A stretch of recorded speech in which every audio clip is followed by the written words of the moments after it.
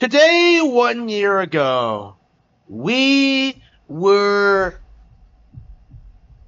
blessed with the release of Baldur's Gate 3, a game that came out, was very disappointing, was very quickly forgotten about, but for some reason, for about 3 months, people wanted to hype up Baldur's Gate 3 as one of the best games of all time and one of the best games of that year, right? I know that if you're not a Nintendo fan, there's not really anything to play. Elden Ring was bad, Street Fighter 6 was bad, Tekken 8 was bad, Ace Combat 7 was bad, Nier Automata was bad, Yakuza 0, Kiwami 1, 2, 7, 8, all those were bad. Persona 5 was bad. Like, I know.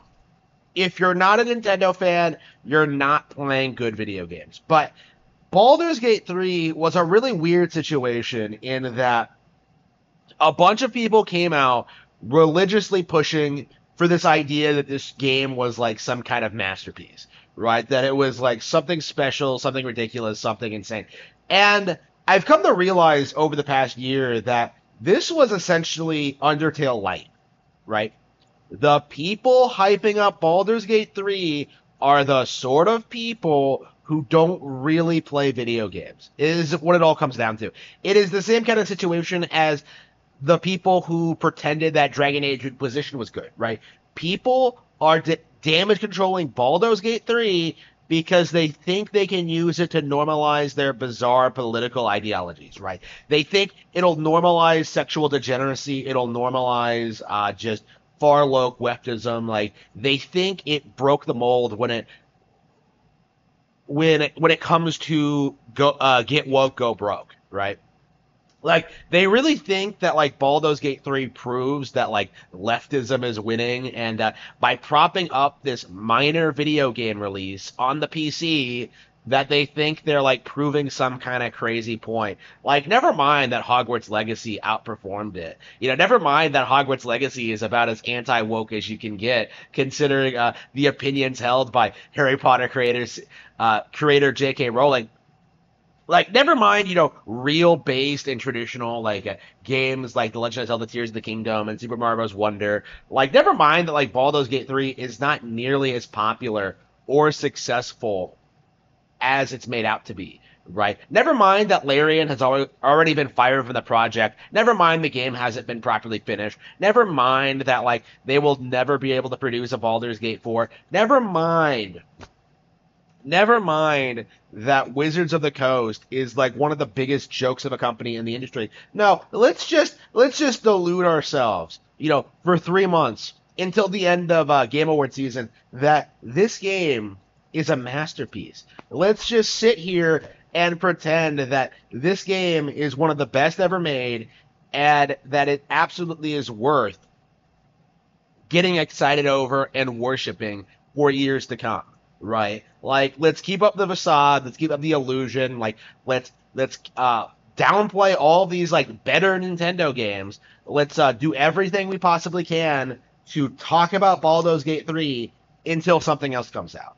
And this is the reality. This is what's been happening since, I would argue, since Final Fantasy VII came out, is that a game comes out, people worship it as the next big thing, the most exciting release ever, and it immediately gets replaced by something else. Final Fantasy VII gave way to Final Fantasy VIII, which gave way to like Xenogears, which gave way to Final Fantasy X, which gave way to like Grand Theft Auto San Andreas and Devil May Cry, and from the early 2000s, right? Like, the idea is to keep you distracted from the really good and interesting games that come out on Nintendo consoles, right? Tears of the Kingdom was not the only game on Nintendo Switch in 2023 to easily outstrip and outperform everything Baldur's Gate 3 was trying to do. Like, Baldur's Gate 3 took like a decade to make. Like, we got Breath of the Wild, a sequel to Breath of the Wild, before Baldur's Gate 3 like got an actual full finalized release. Like, again, the difference in turnaround time here, the difference in quality is insane. And while Larian is like flailing around trying to like recover from the fallout of like Wizards of the Coast who fired them, uh, Nintendo is putting out another Zelda game. Echoes of Wisdom, which